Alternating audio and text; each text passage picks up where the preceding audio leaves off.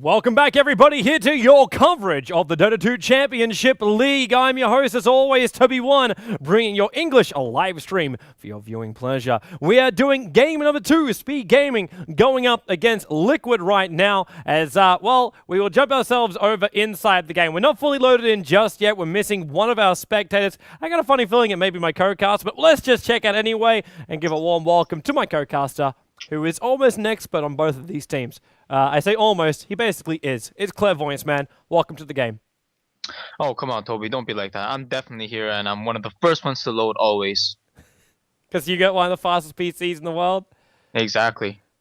That's how it is. But yeah, it seems like the admin or somebody was able to say that their bot was not working, so guess we go into the rehost. And now I see why you always wait until the draft is underway before you take off the overlays and get straight into the action. Yeah, man. How interesting. I'm one of those people that know. Normally I would have been good for that one, but I was just a little bit too quick because I wanted to start talking about these teams just a little bit too quickly, man. Too quick on the trigger, Toby. Yeah, eager beaver, man. It's the eager beaver. But let's talk about these teams. In fact, let's actually talk about like the master of beavers. Yeah, you know who I'm referring to as well. I may or may not know the individual in this game. Yeah, the man who has now taken the #1 slot. Yeah. But it is the boys from Speed Gaming, so it's sings things in there. Now, I'm wondering if you can shed some light on this. Why Pylai is the man doing the draft and not Eternal Envy?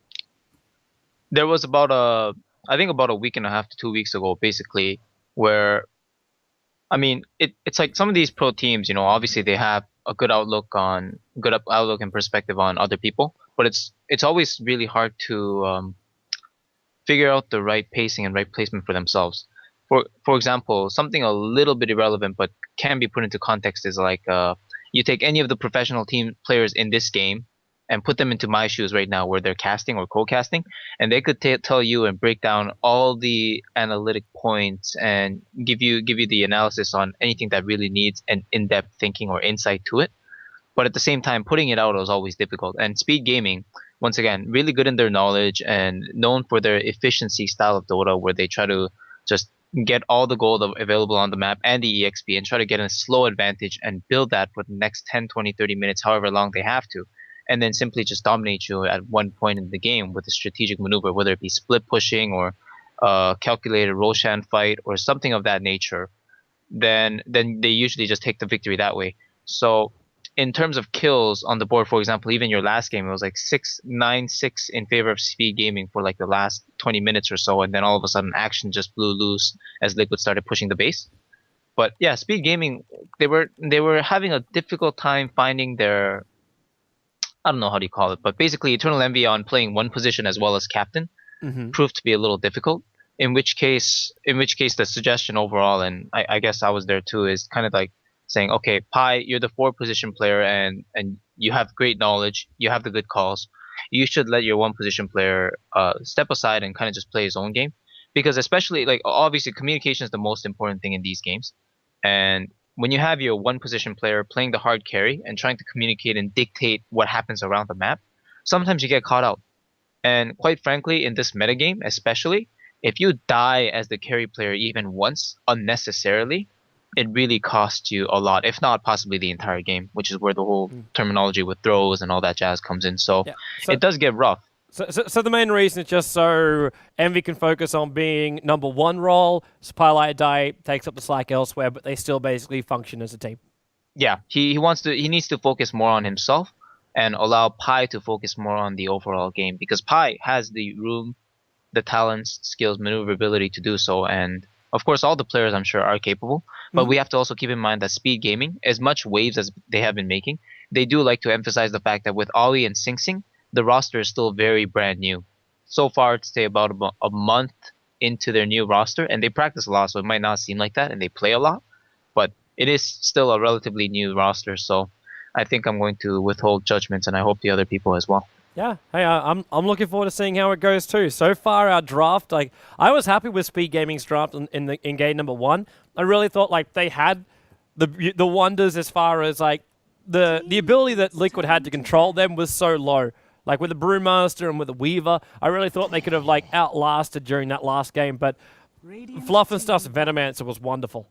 Yeah, Absolutely Fluff's wonderful. Venomancer was right on point, as you called it, with the Orchid every single time. It was pretty insane, I gotta say. Just very, very arduous and watching that all, very vigilant for that. But I think the flaw of Speed Gaming last game with their draft that I hope I don't see this game is that two of their cores relied on like a Magnus type of role, where it was kind of utility based team fighting, and you try to snowball in a manner that isn't really snowball. So you get some hero kills with heroes like Nyx Assassin and Panda, and then all of a sudden you're kind of like, then what? Because those heroes don't really contribute to the split pushing. They give you extra map control because of the threat of their presence, but in terms of farming, like they're not really transitioning into strong right clickers or something that does massive deeps in the late game. So I think it was unfortunate for them that the Weaver was the sole carry core in that lineup. Once again, for me, it's always that Weaver, if he's going to be a solo carry, he needs to have a semi carry with him.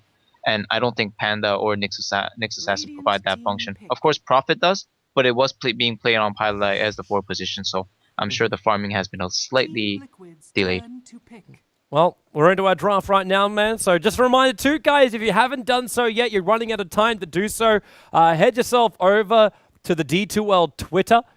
If you haven't found it, you can probably find also the links from the D2L main page, which if you also want to find out is d2cl.org. That is the English version of the website, where you'll be able to find out all the information about the tournament and everything that is going on. If you also follow me over at TobiWan Dota, I've already tweeted it out and retweeted it out so people can find it. But it's D2C League is the Twitter. And if you go over there right now and you actually hashtag in the D2CL and basically tag and leave your ID behind, I'm talking about your Steam ID, you need to actually leave that behind in your prediction, then you can predict who will win Fnatic versus Quantic and how many sets, as in it's going to be a 2-1, it's going to be a 2-0, that's kind of the prediction, and to who is the winner. So if you predict that, Dota 2 Lounge is giving away free items. So yeah, maybe you can take home a couple of free items tonight, 10 free rares, walk home, and like, yeah, wonderful, wonderful times, man.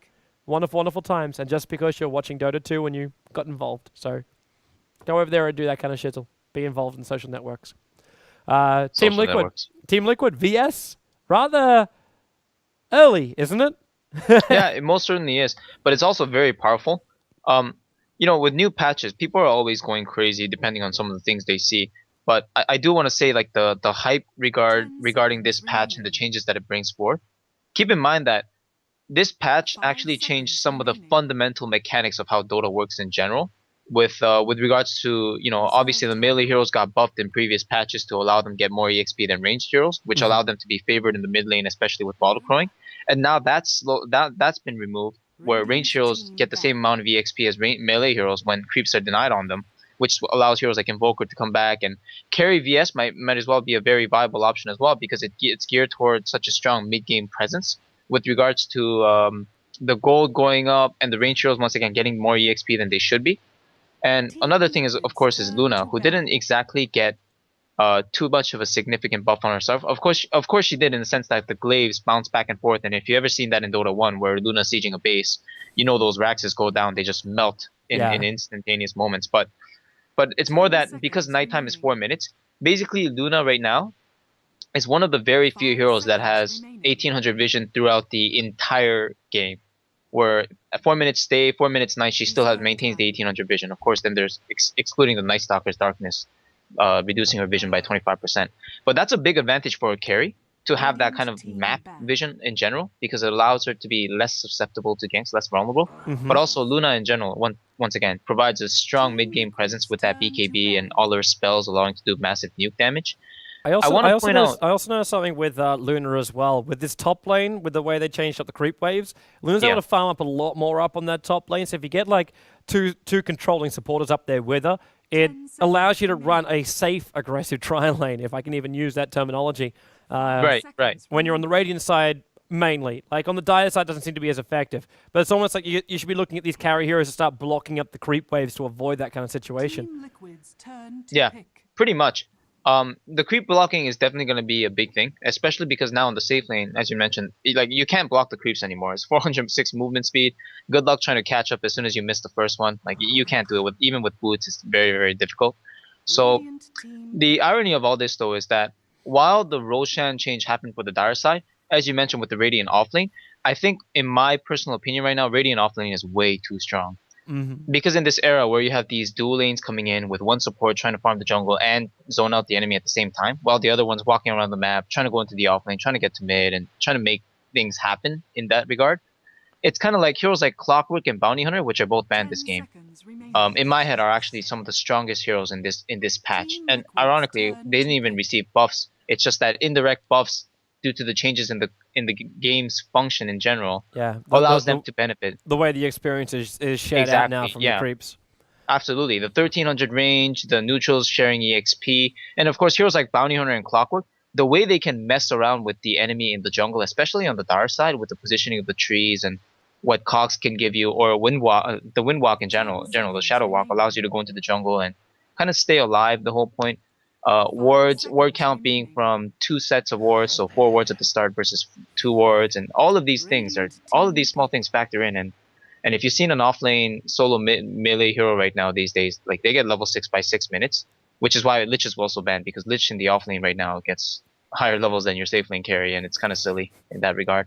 So teams are opting to ban out these heroes, and Viper is the new pickup on Liquid, the new, I guess, return of the old dominant mid force that's pretty much doesn't really lose mid against anything except maybe Silencer. So there's the Liquid pickup by Viper, and looks like a very sturdy anchor type of push lineup coming out of Liquid with the VS. And I'm wondering if their last pick is going to be another aura providing hero. Talking about for speed, are you now, or you're talking about? Yeah, something like a troll. I was considering Beastmaster, but because they filled their core positions, I'm not sure if it's going to be a BM. It might be. It would have to be a BM versus a Viper, though, in the middle lane. Because you're going to, like, for me, I still feel it's going to be Nyx, Luna, and Visage up on top. Mirana for the safe lane on the bottom, going one-on-one with Nature's Prophet. And then middle matchup yet to be decided up against the Viper. Bane's going to be the banner here by TC, so he's already feeling that's going to be a Nyx Assassin or a Mirana in the solo mid-roll instead. Yeah. I do believe that it's ever since Sing's played that Priestess once, I feel like it could go both ways with Bone 7 or Sing Sing. But I do agree with the aggressive tri-lane point. I think Speed Gaming's aggressive tri-lane is really, really powerful right now, especially against like Rubik. It's very squishy, so he can just die to a couple of right clicks to Visage and Luna alone just by that Lucent Blessing buff. Lunar Blessing, pardon me. But without that, I mean, if they do go safe lane, they still do have the option of allowing the Luna to farm up. And although it's going to be a little bit tricky because Nature's Prophet in the offlane right now is just so powerful in 1v1 situations. Even 1v2, it's like Nature's Prophet with the treants is just so strong because of summons and how you can use them to mess up the flow of the creep waves and all that jazz. But Nature's Prophet in general did get a nerf this patch because Shadowblade, if you ever played with the new Shadowblade, it actually hurts to play with the new Shadowblade. So well, we saw in the last game that Nature's Prophet even just avoided the Shadowblade completely. Went with the side device and just said, you know what, screw it. Because it had those moments when like an enemy mage would jump in, and you're like, well, I wish I actually kind of had a Shadowblade. Like at the end of the day, I'm still thinking the Shadowblade's still a viable item to pick up on the Prophet. You just got to be a little bit more cautious with your movement around when you go the opposite side of the river and you try and do your split pushing.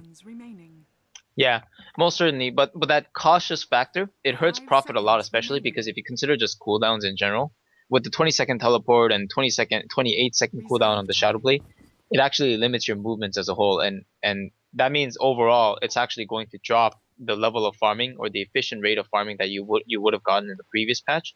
So once again, an indirect nerf to the hero, still a strong hero nevertheless. As we can see, Liquid has no hesitation picking that first, but at the same time, an indirect nerf that cannot be understated right now. So once again, wondering if Liquid's last pick here is going to be another aura-based hero that's going to provide them a very sturdy anchor type of push where they can hold their position with the Viper regardless of how long, like disregarding how much time has passed, and just allow them to do damage no matter what, even against the lineup of Speed Gaming, which could very well come from different angles and try to gank up some heroes. Oh, you're going to find out shortly, ma'am. TC's only got 40 seconds left to do it, and the only thing I'm not even worried about, I don't think, for Team Liquid. Like, their lineup, in fact, for both these teams, like the last game I was sitting there going, oh, we're missing out on a lot of stuns, missing out on that, and they ended up going survivability. Bone 7 Nyx Assassin. I'm gonna flame him so hard after this one. I'm gonna be like, dude. Did you see? You saw Fluff and Stuff's tweet. Fluff and Stuff tweeted out in the middle of the at the end of the game. Sorry, that it was. In fact, let me quote this: "Nick stun is literally the hardest skill to land consistently in the game." This was. Yeah, it really is. Exact quote. And I mean, there's if your it's aura. not just the fact that it turns into the skill shot, it's that people are so used to the idea that it used to work where you click the hero. And of course, the thing is like with like Lion Impale and Nick stuns, you can't actually click the edge of the spell itself, because if you do that, most of the time you'll miss anyway. So the game doesn't let you click that far with regards to your stun. So your stun range might actually be 700-800, but you can only click up to 500. So it's definitely really tough. And I'm just waiting to see if Kuroki can still land those like 3-4 man impales like he used to do before. But sorry to cut you off there, because I do see the Juggernaut being picked up. And yeah, this definitely looks like a push lineup. Yeah. Yeah. Question is, how much damage can they deal early on? And Wisp. Ooh. How much has this hero just disappeared from our minds? We have a Wisp as a last pickup ever since he got changed to 100% slow instead of a stun. And even before that, teams didn't want to play him because it just made it so meh. Like the hero just was so meh in a lineup. Like global TP, have a profit. I can walk with high movement speed. It's not much of a problem. And now it's in the hands of Pylai Die, which means we are going to see a Bone 7 Nyx Assassin again. Yeah. It's very nice last pickup there. Very Kai-P, or pardon me, very speed gaming like for them to always kind of we could say Kai-P, man. When we say speed gaming, we think of Mario in 2 seconds. 10 seconds remaining. Well, with regards to speed gaming in general, they really do like to hide their draft and kind of try to take advantage in that last pickup. We saw it with the Nagasar and Weaver. Speaking of which, Nagasar not getting mentioned at all, interestingly enough. But yeah, it's just that they do these lineups where they make the enemy think they're gonna go aggressive, and then they pick something to try and take advantage of the situation. So they get greedy in essence, and usually it was the Enigma pick before with the aggressive trialing thinking. But right now, I guess there is still the potential of the aggressive trialing, just knowing Kai-P's tendencies and sending Nyx Assassin to the safe lane with 3 tangles pulled to him. Yeah, it definitely looks like they're doing what they did before. If you remember this strategy from Speed Gaming, they used to send Bone 7 with a pooled PMS against the Nature's Prophet specifically. Yep. He would do fine in that matchup because one PMS factor and among other things. And then they would try to just aggressive tri lane. And honestly, Toby, if Speed Gaming can stay even on the tri lane and win the 2 safe lane, 2 solos right now, they'd be setting themselves for a monstrous presence in the mid game, because with that Wisp, they can gank up anybody barring the Juggernaut, and that would force Liquid to have their 5-man lineup, which wants to be in their lanes and split away farming together. Once again, they have to be stuck together and they have to 5-man push, but Liquid has to find the timing. If Speed Gaming doesn't give Liquid the opportunity to find that timing, Speed Gaming is going to be once again in a very good position. I'm actually liking the way Speed Gaming is approaching this, just like quickly through the lanes. It's a dual lane. So dual lane on bottom, we're going to have Aoi pulling and just farming up his jungle. And Bone 7, I'm not quite sure why he's being this defensive. In fact, I think he's coming towards middle lane to lend a mana burn at the first level, while they let Aoi 2000 get free farm on bottom lane. No, they're switching. They're switching it around. Envy's coming down towards the bottom lane to team up with Aoi, and it puts Bone 7 now up on the top lane up against the defensive tri-lane of Liquid, which is TC, Fluff, and Way Too Sexy together. And Koitfa takes the profit on the long lane. Aoi will get some early levels before Envy can arrive here, but Envy's already been scouted out. This one little treat I see what's going on. They were trying to dodge each other's tri-lane, or rather, I think Speed Gaming was trying to dodge Liquid's tri-lane because they thought the Juggernaut DS Rubik combo is very, very deadly. Oh, wow. Talk about deadly, man. 0-second cooldown on Poison Attack, now over on Bulba. Yeah, Wisp takes a lot of harassment damage. Wisp thought he could just harass him straight back out of that one with first level spears before he even went the tether. That didn't quite work the way they were thinking. Viper, once again. I think he really is going to dominate most of the mid matchup, maybe except the Razor. But once again, we know how Razor wins lanes. It's just you link the guy, walk with him for 3 seconds, and kind of just win for the next 30 seconds. But Bone 7 here, getting right clicked by Fluff and Stuff. Fluff and Stuff just hit him like 6 times, and Bone 7 just kind of sitting there, walking to the nearest tree. And ooh, I didn't know this is how it worked, but I'm looking at Bone 7's inventory right now. The cooldown of the shared tango is applied when you actually use the tango. So when you Yep. use the pooled tango, the Yep. next 60 seconds you cannot use another one. Yep, That's pretty big. That's the way they're balanced out, or else you just would have things littering inventories. That's the way it was going to work. But yeah, you can still use your normal tangos in that time, but it does put your share stuff on cooldown. Mm. Fluff and Stuff's really playing around with Bone 7. You can see him trying to leech the experience. It's the only reason why he's in that close. He's trying to leech the experience while they do pulls or farm it up. But Sing Sing, man, when I looked over towards him in the middle lane, because for me right now, Bulba has this in the bag. Like it's 6-2 up against 11-2, and Sing Sing's down to his last 2 shared tangos, while we've still got the same for the Viper, but bottles are coming in for both these players. It's just that level 1 poison attack which you can have, and then he's going straight to the second level up in poison in the toxin, because you can do this because of the rework to the Viper. It means just so much more aggressive. And now also like corrosive skins up 1 level with the 2 points there, the toxin and corrosive skin. Bulba's almost hoping Sing Sing will attack him. Yeah, pretty much. Like you can't trade right clicks with this hero anymore. I mean, it was such a powerful force before. Now it's just unparalleled strength at the mid lane. Once again, very few heroes are able to stand up against the harassment coming out of this hero, as well as the sheer ability to CS with that nether toxin. Very, very difficult to compete with. Oh, that thought at the top lane. Yeah. 7. Picked up with telekinesis. It was only a matter of time before this was going to happen. With the hold for a TC spin, Fluff and stuff, he was waiting for it. He's been watching and moving around that Nyx assassin for like the past 3 minutes, just waiting for it to be slightly out of position when TC was close, and they pounced. First blood, Liquid. Now, with this safe lane trialing going on with Liquid, I did say I thought it was going to be like an anchor type of push lineup with the Juggernaut healing ward and the Viper being such a strong force, not losing his position in a push or something like that. I'm wondering if Liquid is just planning to transition this into a mid-late game where they build the Juggernaut not just as a pusher with the phase drum standard build, but possibly like a Battle Fury, Shadow Blade, Basher, that kind of hard carry jug that can actually do really well, because Juggernaut once again has one of the strongest late game scaling spells in the game, which is his crit that gives him 35% chance to double damage. And that thing is really powerful when you can get up in supports or any hero's faces. You just right click them down and it hurts so much depending on the items that build. But most Juggernauts these days seem to be very content with going the Aghanim Scepter drums build and trying to just take over the game by killing a whole bunch of heroes, which is okay too. People may actually enjoy going Aghanim Scepter when, like, you see Juggernauts appear and you instantly just look for Ghost Scepters. Aoi 2000 can have a crack at mid. They're bringing in support too. Wisp is going to tether himself into Aoi. Remember, there's no stun on the back of this one. And then it's like, well, okay. Courier, Aoi, he's looking for everything. They wanted both Courier and the kill on the Viper. The arrow from Sing Sing ended up just flying completely astray through the wave. But they gank up on Bulba quite successfully. And Wisp, I don't know if you've been watching him, man, but he picked up 3 levels in 3 minutes from jungle farming. And now hits level 4 after that gank in the mid. We're finding some really good levels coming in for Wisp. Yeah, considering especially the first little while he spent time at the mid lane trying to harass out the enemy mid. Pila die. Very, very, very good and very efficient with the jungle so far. I think that's one benefit of the changes on the Radiant pool as well. The Dire pool got completely destroyed in my opinion, because first of all, the Radiant offlane can actually pull the big creeps for themselves.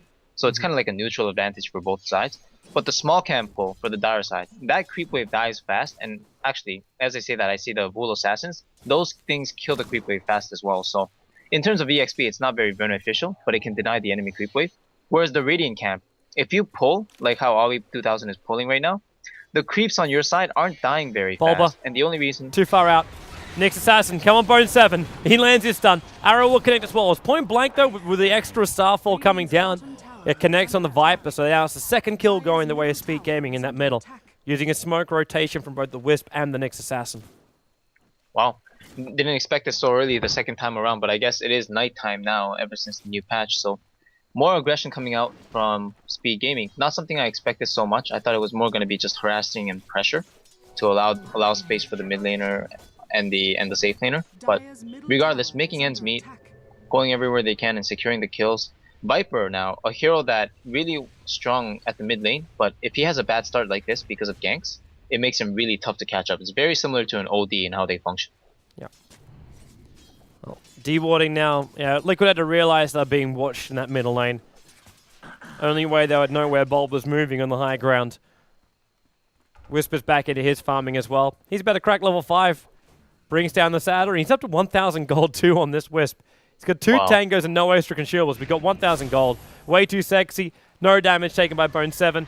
Problem with projectile stuns flying at Nyx Assassins when they got Spy Carapace. You just don't care. I mean, now he might care. Fluff and stuff, almost in range. Telekinesis got him. Pick him up, into the spin. No stuns can stop him. In fact, just mana burns down way too sexy is the last thing that this Nyx can do. But that's 2 kills now going the way of the Juggernaut on the top lane. And both of them up against the Nyx Assassin. At the same time, then look towards the middle lane and say, well, Bulb has also died twice. So that gives Sing the advantage here in the middle. Yeah. Most certainly a favorable advantage for Speed Gaming right now. But in terms of CS, Bulb is still doing very well. So if Sing doesn't plan to rotate out anytime soon, and knowing the draft and other tendencies in general, I do imagine he will be camping himself here for some time, then it is just going to turn out to be like an even thing once again, because Viper still able to hold his own in a 1v1 situation even after those ganks.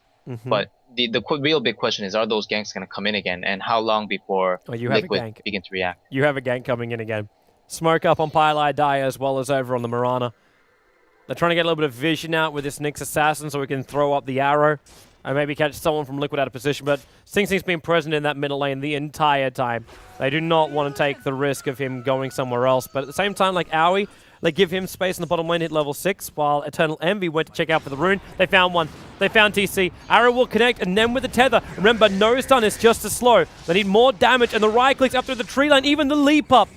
Trying to get him in range, and I'm not quite sure how Nyx Assassin just did that damage, because that looks like he's now a range hero. Well, Bone 7 Nyx Assassin finds a way to pick it up somewhere else. Just picks up dirt, throws it in the eyes of Juggernaut, trips over his own shoelace. Yeah, that was my kill. Yeah. Maybe it was actually, no, it could have been the creep wave that attacked him, because there was some range creeps in that one, and Bone 7 was the last one to do damage, which means Bone 7 would get the kill from that one. Oh, we got chat trivia, even though there's no chat. In addition to Luna, when she... bring it back up again. Bring it back up again. It's got to be Night Stalker. I wasn't ready for it. Well, we'll see, man. We'll see. Sometimes the trivia is a little bit deceiving. What are you trying to say, Toby? I am saying that you could be wrong. But I need him to enter it back in again so I can see it again.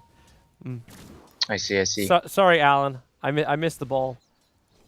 There needs to be like a longer duration being like inserted. This thing will stay up and then you have a choice to bring it down or not. Alright, in addition to Luna from a passive, there is one other hero who has 1800 vision both day and night. Which one? Ooh. Well, the only thing I can think of is Enchantress, but that got nerfed, so... Oh, we're Spaldy. We're going bottom, peoples. Coming over for way too sexy. Backed into a corner. And Aoi, well, the arrow will connect from Sing Sing. Little time wasted. They pick up a Vengeful Spirit. Not a bad thing. And we'll come back into the safety. Or actually, that's not really safety when you're in front of the tier 1 tower of the dire side. And the stun, Bone 7. Yeah, I think he's managed to work it out now. Connected onto Fluff and stuff. And they just bailed themselves out of that middle lane. Wow.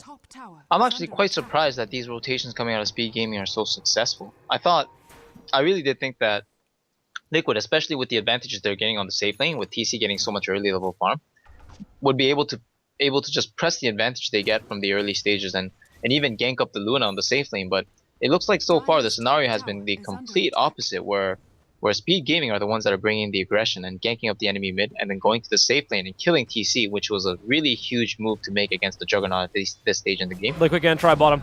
Already Fluff and stuff. He gets a straight up seal, so he gets the Lucent Beam. They use the Magic Missile too, and this Hellbear actually belongs to Eternal Envy because he had the Helm of the Dominator.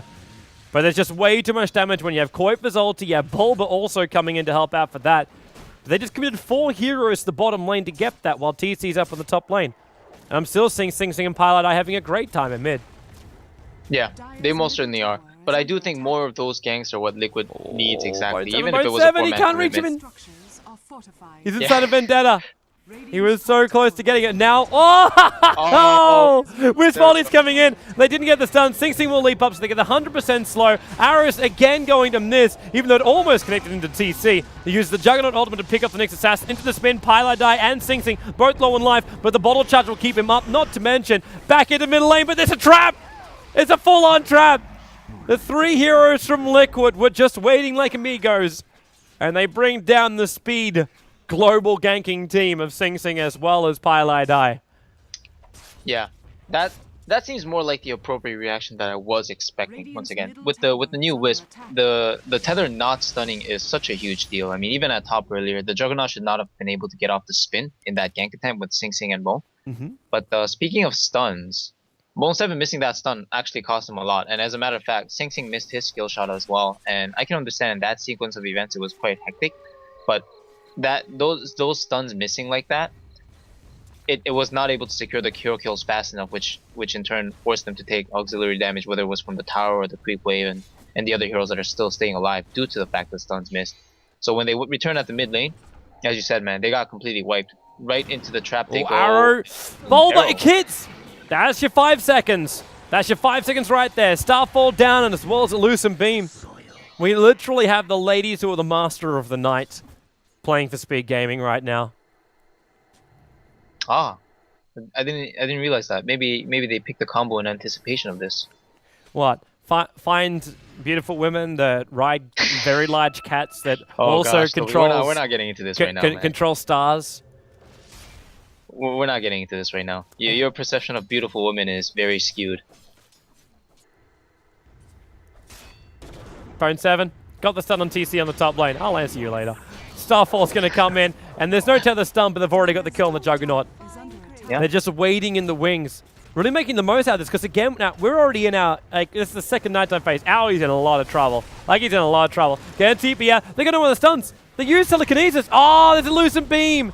Fluff and Stuff still had Luna's Lucent Beam. Without that, he couldn't have stopped Owie from TPing out to safety just then. But they get the kill on him. Yeah, that was really nice. Securing that kill at the mid lane on the Visage. And he resummoned bats earlier at the bottom lane, so that's also on cooldown, although they are still alive. So it's going to be a slight nuisance for them, but if Liquid are able to secure the bat kills later, then all of a sudden Aoi will be hindered a little bit more towards his progression to the next item. Looks like it is going to be an Aghanim's Rush for him, though. Really powerful item on Visage once again. The bats, how they just keep that hero from being a support into just a semi-carry / carry role, it's ridiculous. But looking at this game in general now, 7-7 in 14 minutes, I still feel like Liquid should feel pressed to do something at this point, because even with the Nature's Prophet getting items, yeah, with the Shadow Blade he can split push a little bit, and that's great. But we have to keep in mind that they are facing a team of Wisp as well as Nyx Assassin, and that Prophet could very well become a liability as soon as Nyx Assassin gets another item up. And the other thing is that the late game potential in general for Speed Gaming is so much stronger with the Wisp and the Overpower, with the Luna as well. Whereas Liquid, the Juggernaut, once again opting for those mid-game items that allows him to kind of snowball and get a lot of hero kills, not getting so much that I had expected they should be Top able lane. to. TC's about to get killed off here. The stun from Bone 7 is able to connect. That's a Wisp Boulder coming in, but with the first stun as well as a follow into the arrow, they use the Mirana ultimate to get themselves in range. Speed Gaming is playing this really well, man. The only thing I can say is that maybe they wished that they would have a Bounty Hunter instead. But if there was a Bounty Hunter instead of a Nyx Assassin, they wouldn't be able to set up all these arrows and into a perfect gank with the execution of like 10-second stuns on top of each other. So very nicely done so far. A lot of big kills that they were able to secure in the 8 that they have, and so much map control obtained once again with the Wisp as well as the Priestess ultimate being expended there. But very expendable. So I mean, only like a 100-second cooldown and very low mana cost. It allows them to get around the map so much better. I'm getting a little bit concerned about how much farm I'm seeing up on that Luna. Like, she's getting a hell of a lot. Yeah, and she really is. Like, in comparison to Liquid, like they've got the second, like the next two top CS people. It does belong to both Bulba as well as to Quoitva. These are the guys leading their way. Not Quoitva. Bulba as well big as arrow TC. by Sing Sing. He connected. Lucent Beam as well. They're not quite sure about this though. with the VS swap, gets him back out again, but the double stuns from the Familiars, and actually the ulti coming down is the Eclipse from Luna. Hitting very hard. Sing Sing's already leaped himself in here, and way too sexy gets the good stun off Koitva. He doesn't have mana for his ultimate. He TP'd in towards the mid lane. Juggernaut into the spin, and the Sprout. It's actually holding Pylai Die and Envy in there with TC's spin. He needs a couple more crits with the help of the stun from way too sexy. One last hit him. He brings down the Luna. The stuns from Bone 7 trying to buy the extra space. There's Familiars to do some damage, but they cannot have their stomps to help him out. Liquid coming insanely better off in that trade. Yeah, that overextend by Speed Gaming, like Sing Sing, he leapt in thinking that they had the fight, but little did he know that Liquid was completely prepared for all the action to follow and rotated in heroes immediately, not just by TPs, but also just having their presence there and hiding themselves. A really, really nice job by Liquid. And let's see if Speed Gaming can return it, because Bone 7. Double stun. Familiar's coming in. There's already the Wisp coming in too, but the stun, they're able to go off on both Wade 60 and Bulba, even though the spin came out from TC. Soul Assumption damage, Sing Sing. He got the kill on Prophet, but now he's in trouble. TC turns around to do the damage. Telekinesis pick up and drag back Bone 7. Spy Carapace stuns both Bulba as well as TC up. As they hide under their tier 1 towers for both sides, Luna will deny her own tier 1 tower. Wow. It's funny to see this kind of game after the slight bit of a slugfest we saw last game. So much action going on, but a lot of really interesting plays. Now in that situation, Sing Sing leapt forward. You really have been watching a lot of Chinese Dota when you call our last game a slugfest. Oh, well, is that so? I guess I've been missing out, but Arrow on AUE 2000. Now, Fluff and stuff, man, this guy is just hitting every single spell that he steals, and return kill from Bone 7 or return attempt. Oh, Luna. The Eclipse isn't enough, not with a magic 1 charge behind him. TC, there's a Prophet TPing in here as well. They want to get Eternal Envy. You've got Bone 7 in the neighborhood. The arrows flying in from Sing Sing. It's going to evade them all. They're still got the healing ward down the middle. Is fighting. Bone 7 turns. He's able to get one stun over on Bulba after getting the Vendetta hit as well. But they've already lost Eternal Envy. And now the spin by TC. It was a semi-body block at the start.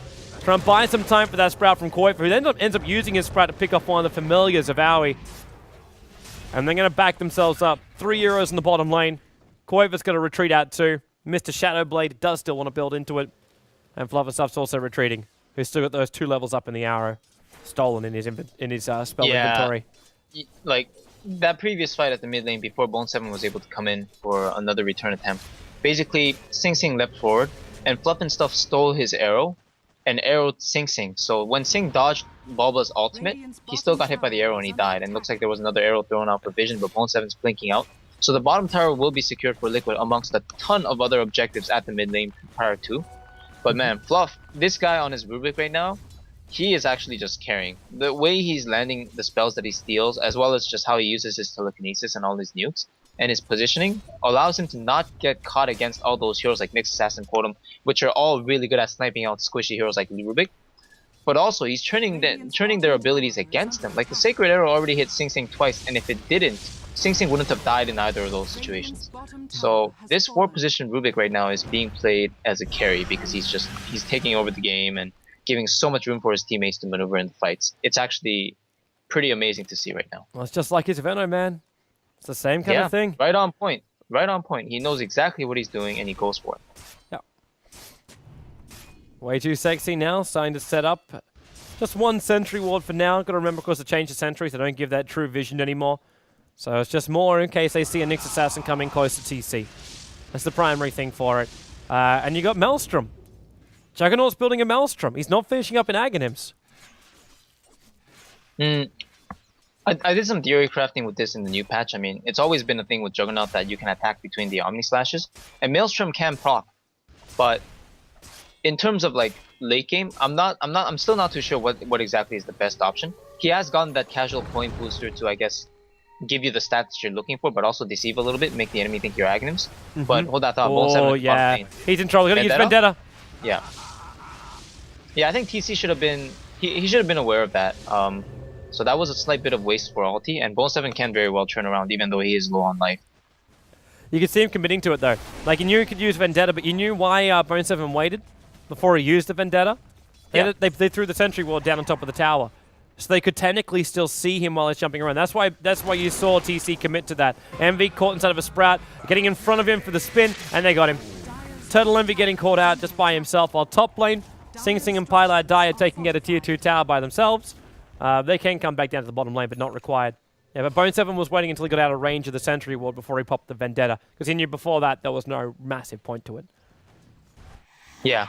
Regardless, just a really nice move coming out of him to bait out the ultimate from DC and Liquid losing out a little bit. Of course, they did secure the Luna kill, so it was much better for them in the end. And speaking of which, Eternal Envy has been getting caught out a little bit more than he should be this game. Once again, it's just this one position hero, and sometimes if you're too focused on other parts of the game, you can't exactly play your own game to the fullest. So, most certainly hope that his play is not getting hindered, because if it does right now, he's playing the most critical role on his team to allow his team to actually fight in the late game stages with a big 6-slotted, 5-slotted Luna that can just sit there and right-click down everything else. So, a lot's on his shoulders right now. Yeah. If he doesn't work it out soon, TC will continue to get further and further ahead, because right now Luna is sitting at the 5th highest net worth. Hasn't even cracked the 7k mark. Luna's approaching 8k, but you've got 9.7 over on Nature's Prophet right now. And he's already starting up on Roshan. We've got Force Staff, we've got Shadow Blade, we've got Phase Boots, we've got a Hand of Minus coming in for Prophet, and he's still got 1200 gold as well. And I'm wondering if Aui's feeling this. Yeah, he is. He's feeling this. He's bringing the familiars as well as himself over. And Prophet's bailing out of the pit. They can't see him on the lane. Bone 7's coming up. There's a Sentry Ward down as well. But Liquid obviously can't see the next assassin walking around inside that Vendetta. And it's going to wear off in a moment. And the smoke gets revealed. They throw a new Sentry Ward down. Bone 7! Out. Hook, line, and sinker. If he walked up a little bit further, he possibly would have been okay. But I say possibly. They will chase him to the ends of the earth. Bulba failing on the denial on the bottom lane. Oh gosh, I think it's because he had STR treads. If he had AGI treads, he would have been able to get it into hits. But I guess he wasn't paying attention or something. Regardless, free gold for. He didn't see the timing of the catapult. That was it.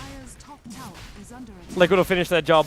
With the Nyx down, they know there's no invis jump in without Mirana ultimate. So they take the Aegis to the Immortal here. And we'll go up to the top lane for defense. 2 heroes to come up here. Fluff as well as way too sexy. And looks like Bulba is now going to TP directly onto the tier 2 tower. The tether is too far away. Whis does have ulti if he wants to pull him out of here.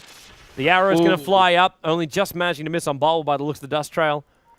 But these familiars, they're chasing down Fluff and stuff. Look at the damage on the Fluff and stuff. Whoa, Fluff! Neg charge has to be used to keep him alive from Bulba. He's at 11 life points. And now the Sarge comes in with the familiar drop down too, slowing down Bulba. Eclipse from Envy inside the BKB. Koiva comes in to take up a little bit too, and TC going to go into his spin. He still takes a lot of melee damage and then comes back out of it. Aegis the Immortal, well, that lasted long.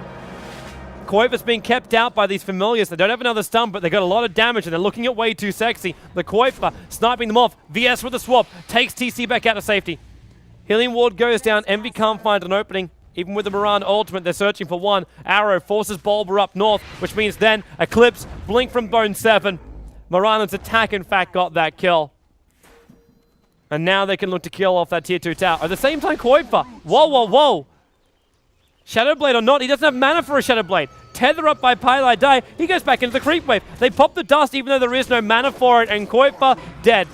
The Lucent Beam will get the kill. Starfall stolen by Fluff and stuff, so at least he can keep this creep wave out of the top lane. But an unnecessary death coming out there for Nature's Prophet. Yeah, he was hunting Pylai Die for a few moments there. Michael skills. Failed. Guess he wasn't paying attention for that moment, but the bats are down for 40 seconds.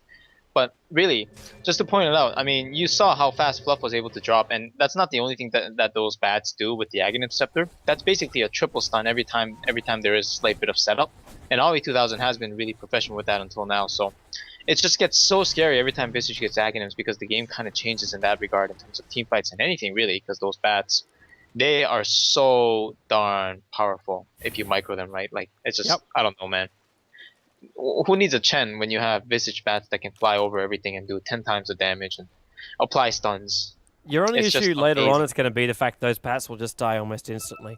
Like, Prophet's working into his damage right now. Juggernaut's already got a large chunk of damage. So if we can get close enough to this, and not include, like, we haven't even included Viper's damage in this, Mr. Aghanim Scepter first Bulba. Well, he's got the mech, to be fair. Yeah. I think it's actually the best build right now is to get a survivability item. I'm not knocking Bulba. I'm just saying those birds aren't going to survive long if they come anywhere near the Liquid lineup. Like, Bulba's build know. is still right. Like, he's looking for the survivability for his team. Both Rubik and VS won't want to build into that. And they already know they're going to get a healing ward early on. So, I'm perfectly fine with this. We're not looking at a DPS Viper when you got a Juggernaut on the field anyway, and VS is going to give you an Aura, which gives you the DPS, which you're probably lacking because you didn't go the Manta style or whatever else, the Butterfly up on the Viper. Well, see, normally I would agree if they were able to push the issue and put a lot more pressure early game, especially with the advantages they had on TC in the safe lane. But right now, I gotta say, I sincerely beg to differ just because, like these items that they're building into right now, you see TC's inventory, he's definitely going to the Aghanim Scepter now with the Maelstrom. That's a build that it's really fun to just walk around in pubs and do it like when you're snowballing really hard because you can instead of just Omni Slash being one target burst, it could be like a 2-3 target burst depending on how far you're ahead. But they're not that far ahead right now. As a matter of fact, I would go so far to say even though the graphs favor them, I think Speed Gaming is actually ahead just because of what Wisp and Luna can do in the late game stages. How Wisp just nullifies or negates a good majority of the damage coming into the Luna, who now has the BKB, so she'll already ignore 90% of the damage coming out of Liquid. And the other thing with Juggernaut in general is a lot of people think he does a lot of damage, and yeah, he does really when he right clicks though. So when Juggernaut's Blade Fury, they actually don't do any damage in the mid late game stages. And I feel like with Viper and Juggernaut, two heroes who are lacking a lot of burst damage, barring certain spells like the ultimate from Jug, their teamfight sustainability is strong, but teamfight damage overall is kind of mediocre right now, especially with the items they're going into. So I've already seen this Viper Strike, pardon me, getting dodged by Sing Sing and other heroes in a multitude of different ways. Sing Sing can just leap out of it right now, and he has the Manta style as well, so he can just Manta out of it as well. And the overall effectiveness of this lineup, like I feel like the timing has been slightly missed, so I do really fear for Liquid right now because Speed Gaming, with that Luna getting one more item, is going to be so powerful. And once again, the Aegis is gone, so they'll either have to wait for that or they'll have to push, and they have to push fast. They have to push when Speed Gaming is not prepared for it, possibly get a pick off. But no matter what the solution is right now, it's a lot more difficult in my opinion than it was 5 minutes ago. We're good and ready to go. I don't know too. Did I miss the trivia answer? I was just thinking of going, I didn't remember seeing the trivia answer. I'd like to have the trivia answer, please. Because I want to know. I want to know the nighttime vision. I want to know who has that. I don't know if I missed it, because I didn't refer to it. Might have been during a fight. Yeah, but we're rolling again. Sing Sing. Manasal, 1800 gold up on him. Envy, looks like we're going to go for a Wanda. Everyone smokes up, familiars included. Already Aoi walking around with a plate mail, so we're going to see Shivas or AC up on him. Pylai Dai could pick up the mecha, the arcane boots for his team if he wants it as well. And Slark is the only hero beside Luna from a passive. Continuous 1800 vision day and night. So there's your answer. The man who cannot be played. Yeah, pretty much. That change to him, I'm not even sure how significant that is. I think a lot of people are overrating the Shadow Dance because you can still skill shot him, but there are a lot of neat things you can do while you're pretty much unseen from the map for 4 seconds. There was also something else which came out, which Slark, he can't go invis when you have Bloodseeker on the field if he's below the threshold. Because it's global now. Oh, yeah, because So- Bloodseeker shows the model, right? Bingo. Yeah, that Bloodseeker means hero is visible. going to be interesting as well. Well, we already saw him twice. Really? Yeah, we saw him in the D2L and we saw him in the EMS the other night. He was played by Mousebots. Were they successful? It was possibly successful. I know the game's appearing. I know some people haven't seen it yet because it's over on the JD channel. But yeah, good game. It was a good game, people. So I'm not going to spoil the ending. But it was a bloodbath on both sides of the field. Double damage. Bloodbath with a Bloodseeker. How Yeah. convenient. Now, I do want to point out one thing that's really interesting. The Luna with the mana style, or with the new glaives in general, look at how fast the jungle dies. Because the glaives bounce back and forth now, if you're not farming a big stack, it helps you kill the camps a lot faster. And this goes to kind of just buff up what I like to say about Luna, is that a common myth that Animage fast farms like faster than 90% of the heroes. I mean, It's not exactly a common myth. With Battle Fury, he definitely farms a lot faster than most heroes. Mm-hmm. But Luna can farm faster than Animage on similar items. Especially when you add like a damage increase of 30% because he just Helmet dominated an Alpha Wolf.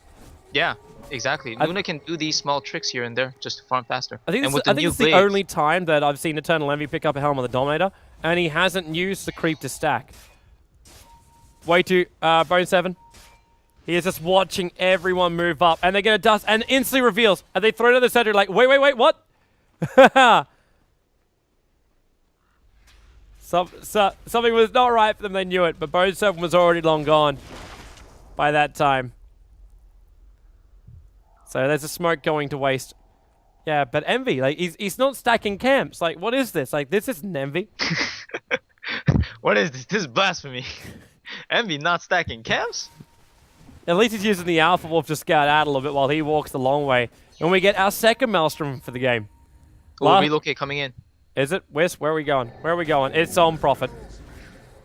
Yeah, Bone 7 was waiting there for quite some time now, and Fluff. finally was able to secure it. But let's see if they can get a return kill, because Wisp is about to take him back. 1 second. Juggernaut didn't jump with. He got left behind. Honestly, though, like even with all the jumps were on Wisp, he wasn't gonna get it. Look at Pylalite Eye's items, Toby. Like, he's got max levels on overcharge, so he took like 100 damage per slash. He didn't even pop the Ghost Scepter, and he only popped the mech after the return. So this Juggernaut with Aghanim Scepter, Toby, I hate to say it, but it's not gonna accomplish much, man. So Liquid, I'm not sure what they can do against the Luna, who is finally ahead in a sense that she is the highest level on the board now, with the highest CS as well. And this is getting scary and scarier for Liquid as the game progresses. Well, they want to get in close now on the mid. And looks like Speed Gaming are giving some respect over to Liquid. They're backing up a little bit more here. While Prophet's on the sidelines, it's kind of understandable that they just do a little bit slower. They don't force to push this quickly. If the Prophet split pushing, then they're forced to push this quickly. But right now, Koipa's remaining back inside the base. I think he's wondering if he's going to be involved in this mid. And in fact, he's going to move down to farm up Ancients. He doesn't go. I think that's the right move. He doesn't go for split push. Once again, with the Nyx Assassin as well as the Shadow Blade nerf, it's definitely really tough. And I just realized like why Speed Gaming is arduously doing this right now with the Nyx Assassin. They just pick it up early and they send them to the offlane, or they're content with the offlane Nyx Assassin. It's that, yeah, with the creep waves pushing up and all the other changes that have occurred due to the patch, the offlaners just get a lot more EXP in general. And I know the melee heroes didn't really get a buff up in that regard, but it just helps them in that way, because Nyx is definitely one of the harder heroes to zone out. We saw with the poor man's shield how hard it was to kill him with just right clicks, although they did secure kills eventually. Even then when he was doing that, like, he was walking up to the easy pull spot of Liquid. Yeah, with the way he was playing. Yeah. So it is really tough for the safe lane, tri lane of these days. It is definitely most viable. We saw it. We saw a good demonstration of that. But at the same time, it gets, I guess, a little bit of the burden is lifted off the offlaner themselves. Yep. So Koipa has to play this really, really carefully. As long as Bone 7 is off the map, and a lot of Liquid's map are black right now, even though they do have good ward placement, then Koipa just cannot do anything, because even like he doesn't know right now. He look at top lane. He can push that out. Bats are there, but even then he can still show his presence. And bottom lane is what Prophet would really look at right now, because it's just so far out and you just don't imagine many people are going to be there. Especially with the ward vision they have now. They did spot out Sing Sing, so he should feel safe to go to certain parts of the map, but he just doesn't, because the map is black. And Nyx Assassin just is one of those heroes that can just put this fear on Prophet, because he knows he can get solo killed by the Nyx. And also there is a Wisp, so there's potential rotation as well to follow up. And I'm actually really surprised TC finished up the full Mjolnir. Like before. This is full on dedication for that build. Yeah, I don't know if this is gonna help them, but it's a very nice build to see and very fun. It's really fun. See, I agree with the attack speed. I just thought he was going to go into something else a little bit more like team-worthy, like the AC or something along those lines, or straight out damage. Now, if he's going to do straight out damage, then look towards the butterfly, because she got the mana style picked up from Luna, but there's no Monkey King bar attached to it either. So TC in the middle of a fight would be able to freely move around a little bit more than even Mirana. Like, you got Maelstrom build out from Mirana, so we may actually see double Mjolnirs for, I mean, a long time since we've actually even seen 2 Mjolnirs in a game, let alone 1. Yeah. Bulba, Bone 7, he wants to cancel the TP, he couldn't decide. He was between them, and now on the bottom lane, there's a lot of support that came in. TC's in the middle of this fight, and he's got ulti. He jumps around the creep wave. Pylai die. He's got Ghost Scepter. He tethers up. He gives the mech heal over to Eternal Envy and pulls him out. Oh! Wow.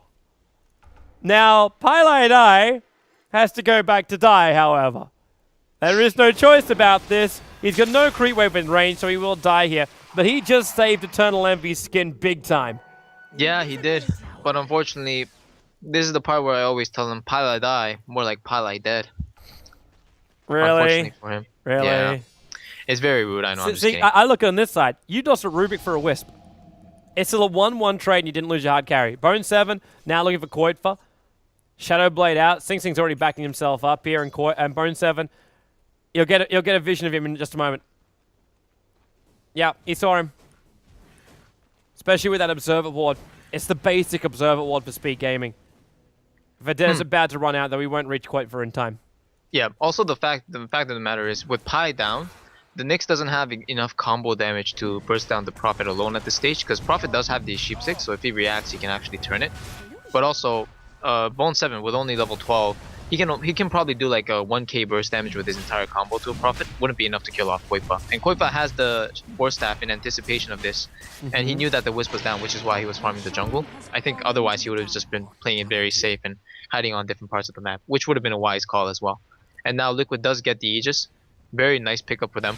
And Juggernaut has picked up the Blade of Alacrity. I'm wondering if this is going to be a mana style. I really hope it is. I was wondering too, because I saw that appear and I was like, is this a mana style, or is he thinking about something like slightly different, like a diffusal or something along these lines? In fact, yeah, boom, we've seen both. Boom! Diffusal. Yeah, it's gonna be the Diffusal. It's for the Ghost Scepter. Now that you can use the Diffusal while you're in Omni Slash, you can just take off the Ghost Scepter as fast as your reaction dictates. But once again, very strong dedication to this build of just getting your Omni Slash to connect. I'm not too sure if that's a good late game option, but it's certainly a very strong one in the mid game and allows you to get a lot of kills. So I still do feel that even though the score is like this and things are still favoring Liquid slightly, Eternal Envy farming up is always going to be a huge problem for them, because right now Sama has 3.3k gold in his inventory. If this turns out to be a butterfly very soon, it could be very scary for Liquid. Yeah, I'm already feeling it's going to be a butterfly anyway. Just go butterfly and then into Satanic. He'll be quite happy with stability during your fights, even if there's going to be a full ulti hitting every single one on him from TC. He won't care, and if he needs to, he can always just sell his magic wand and pick up a Ghost Scepter. Like, these options are there. Obviously, the Juggernaut ulti no longer cancels itself out when it jumps onto a Ghost Scepter unit. It just finds a different target to go to, which is very, very good for him. But at the same time, like, Envy doesn't take the damage, he turns around, dishes out the damage, and then has lifesteal. And you're out of burst damage then from Liquid. Like, where is that burst damage supposed to come? You got Prophet Ultimate, you got a VS with a stun, you got Juggernaut with his quick damage, Fade Bolt, and you're out. Viper is high damage when he has high level items, but right now Bulba is having trouble finishing off a BKB. Oh, it's unfortunate. This is precisely what I was thinking. Even if Prophet gets like items that are geared towards doing a lot of damage, even if he TPs right on top of bats and even uses Sprout for the extra vision just to try and secure bat kills, the bats they're pretty tanky with the Aghanim Scepter and level 3, or actually they're only level 2 bats, so I guess not as tanky as they could be. But 450 HP and a massive movement speed that allows them to have no padding because they're flying units. They really are really difficult to snipe down, and Viper is honestly not one of the candidates that are good at it. It's like OD with pure damage would be very good, but Viper with the poison attack, the bats don't care because they have like 94-95% magic reduction. So I think these bats are going to be a complete nuisance to Liquid in the team fight. Maybe the Juggernaut's the only one that can kind of bypass it in a sense, because he won't care with the Omni Slash and the Blade Fury. He'll have magic immunity.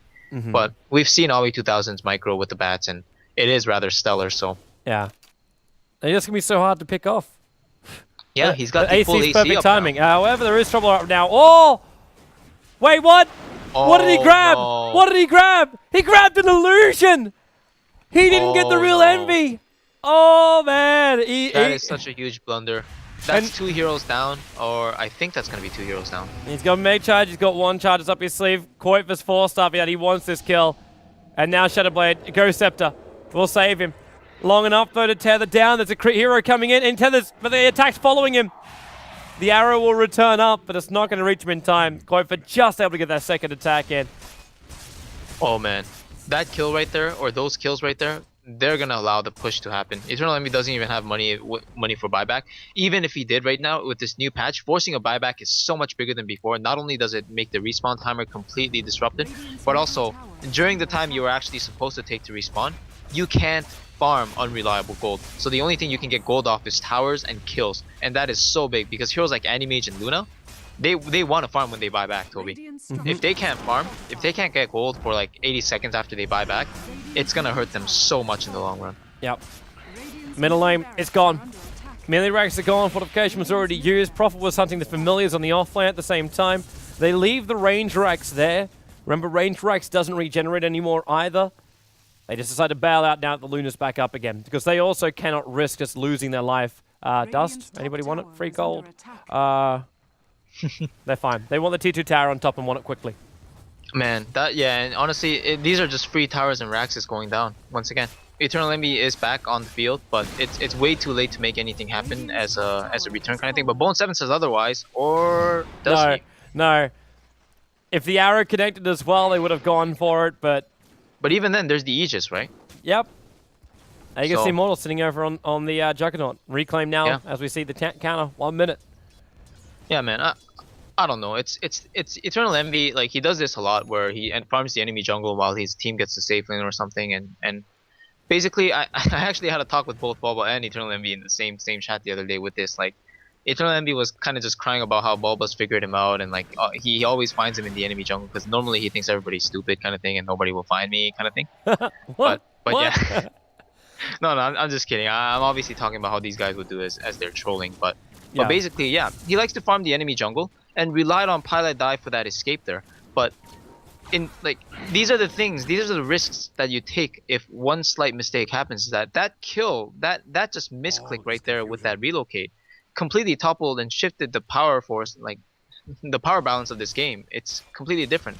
Now Liquid, all of a sudden, with an item build that I didn't think was gonna work out on TC, among other things, are in such a good position with the mid racks down, because then Speed Gaming, they're forced to do stuff like this where they 5-man smoke, because they realize that even though they have a better late game hero, if you're this far behind, room to catch up against the Prophet is very limited. And this is the ultimate result right now. They're going in for kind of a YOLO smoke kind of thing, and it's not going to work out because Liquid poised themselves on the exact opposite part of the map with Koipa pushing it in, or just strategically outmaneuvering them. Yep.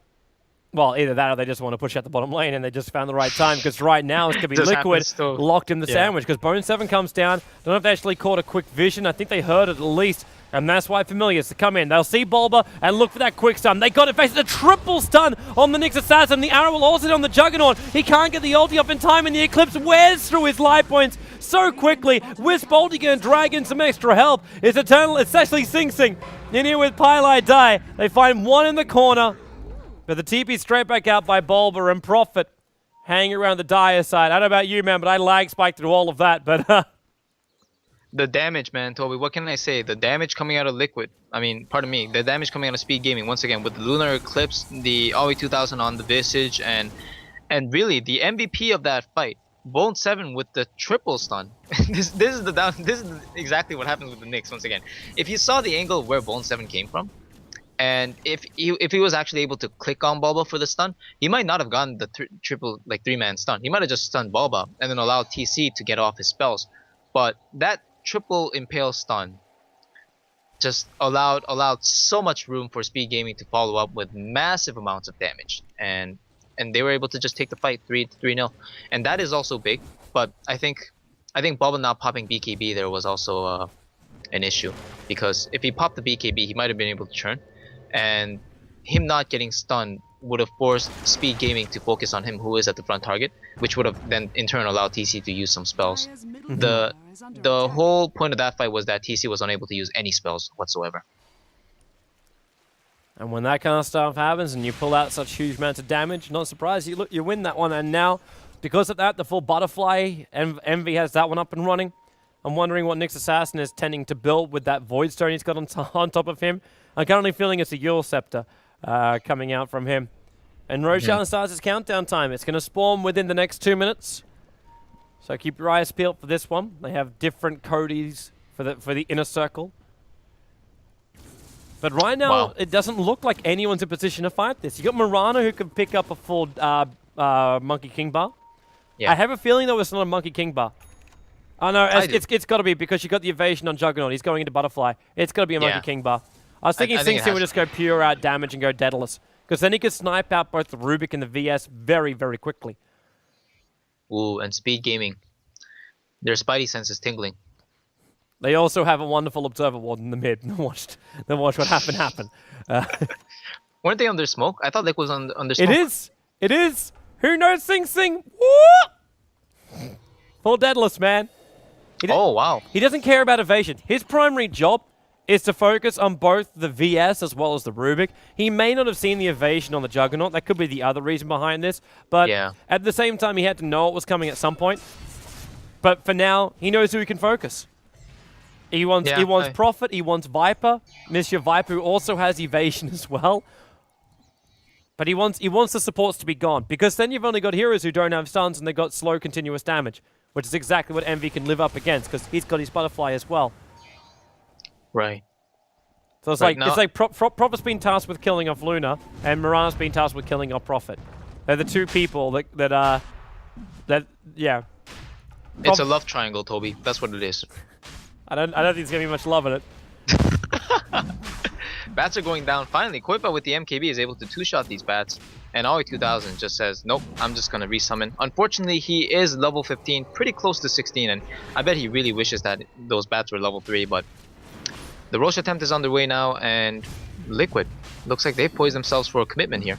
Yeah, that they have. The bats are still searching for it. The Sprout trying to keep at least an illusion out. And the Familiars, they drop down.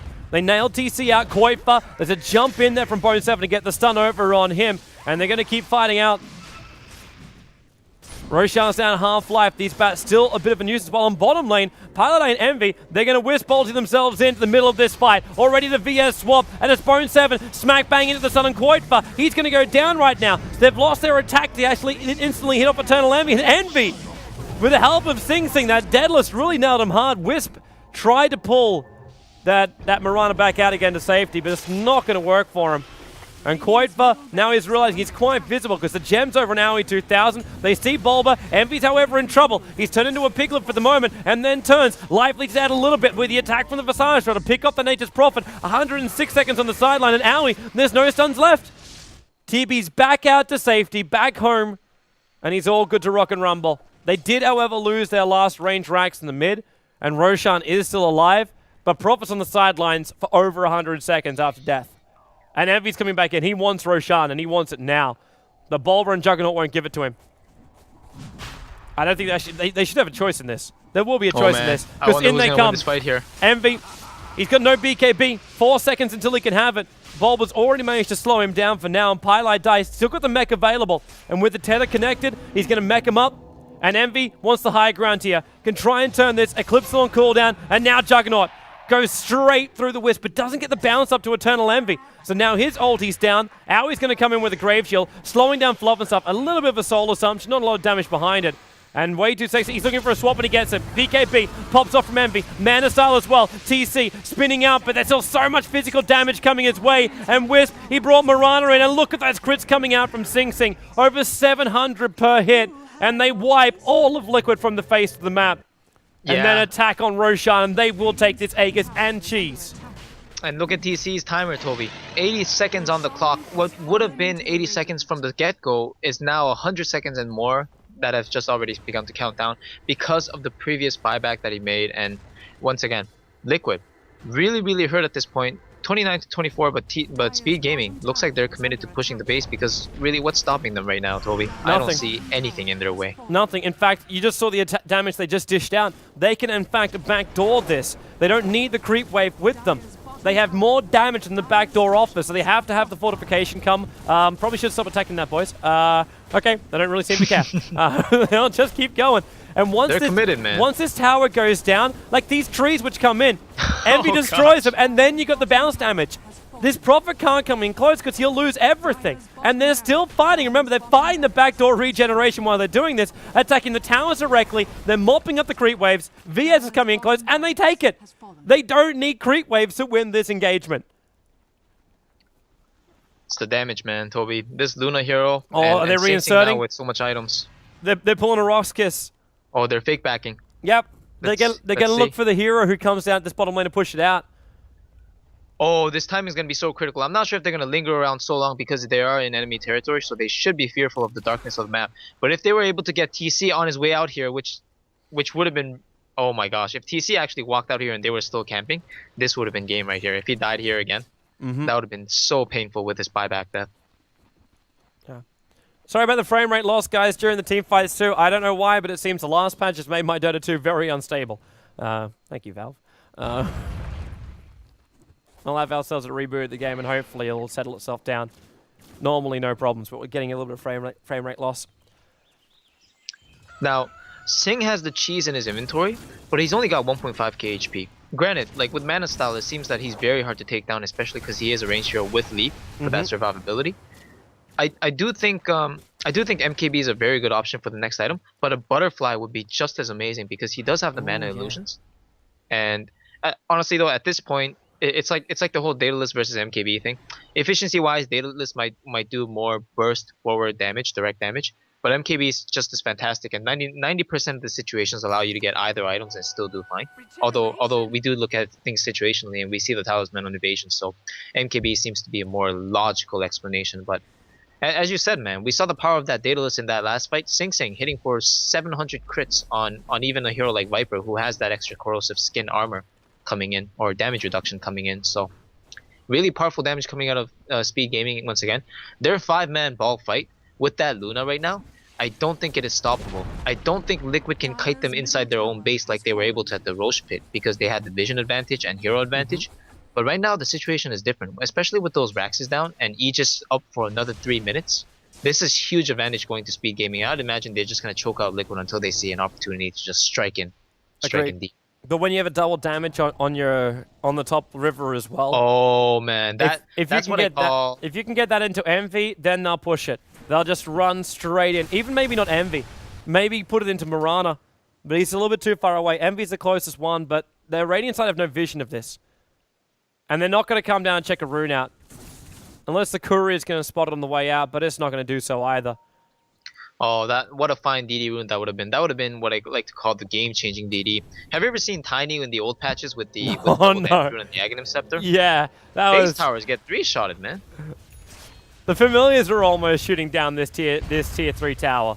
They all get stomps up on TC, and they're going to lose him. The courier, it scouts out the rune.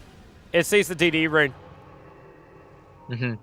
Yeah, they're paying it out. That's really nice. So now they're going to push out the mid lane. Their bottom lane is going to push innately. So if they see the attention of a hero being there, they're either going to try to smoke gank it and time gank it fast enough with Bone 7 as well as Wisp's rotations, or they're just gonna keep pushing in all the lanes once again until they find an opening, and they're just gonna try to choke out Liquid at this point, because Liquid knows. I mean, these guys know that with this Juggernaut, with this specific item build right now, there is no way that they can contest up both a farmed Mirana as well as a 6-slotted Luna. There is absolutely no way. You get your answer for what Luna's going to buy up. Satanic. Straight Satanic now for Sing Sing. Drops his TP scroll behind himself. And also puts the cheese on the deck. Sing Sing with the Satanic? Yeah, Sing Sing will take the Satanic. He has the bottle, in fact, of Eternal Envy, which now has the DD rune, and Pylite Dai holds the cheese. So Pylite Dai, Mr. 2k life points, can take that damage, and if he is low enough, he'll just regenerate Sing Sing straight back up again. So we've got the cheese buff up Wisp, who already has a mech available as well. Ooh, and some nice bat sniping going out by Liquid at the top lane. Secured 2 bats, but I think only 2,000. No, he doesn't have a reason. Oh, they got the arrow.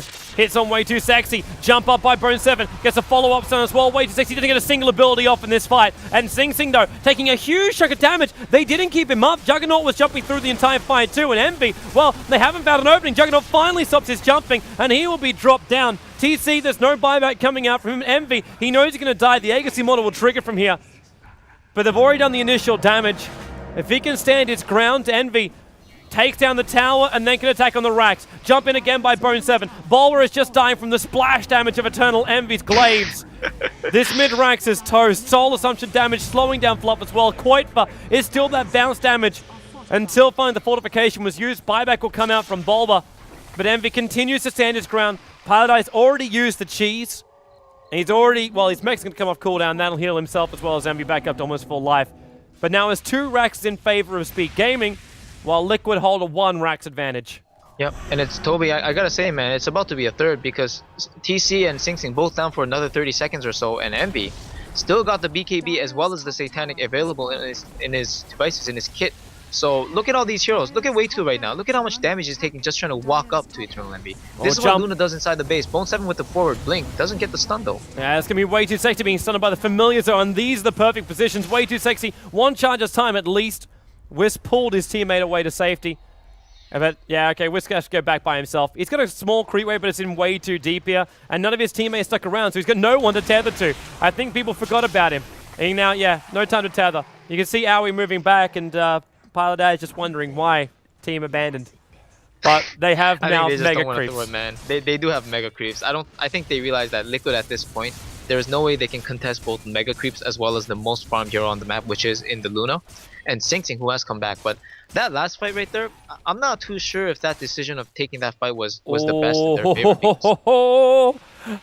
Quite far. I don't know, man. We're going balls deep, man. We're going balls deep, Liquid. Do you think we're gonna see a comeback here? I don't see it, man. I'm a doubter here. You're gonna have to prove me wrong. If he can get a pick off, like there's still the problem with Sing Sing. If Sing Sing gets hexed up, like there's no BKB, he's got the mana style there. That's great, but like we saw him in the last fight, he went down very, very quickly. And he's got 2k life points, and that rapier, we're looking at over 700. Over 700 per hit coming out from that Nature's Prophet. With the Monkey King bar, with the Sight Device, and then he can stand with his own BKB. They just want, I thought pick off, not push down the middle. Just pick off. Not a full 5-man push. Bulba, he's here. The arrow, able to connect. Bulba, he's in a lot of trouble. Has to get the mech off. Juggernaut's jumping in. Koitva, now he opens up. You see him, he's trying to kill off Envy, but Envy just pops the Satanic. Now it's going to be Sing Sing instead, and then he one more hit. 29 life points. He leaps away. Sing Sing's out to safety. Nature's Prophet's on the run as well. They lose 3, and GG is the call. Koitva just wants to hold on to it, and he will. The GG call, though, where are they going? Oh, lol. He's looking for Sing Sing. He came and TP'd into the Radiant base looking for Sing Sing, but he won't find him. GG, 35-26, 55 minutes in. We're going to a third, peoples. We're going to a third. The trend of Group B here in the Dota 2 Champions League will continue, where every match must be a 2-1. Every match must be a 2-1. Those are the best matches, man. Those are the best BO3s, Toby. Just the way we like it. Well, stay tuned, peoples. Short break, and we'll see you back here in just a moment.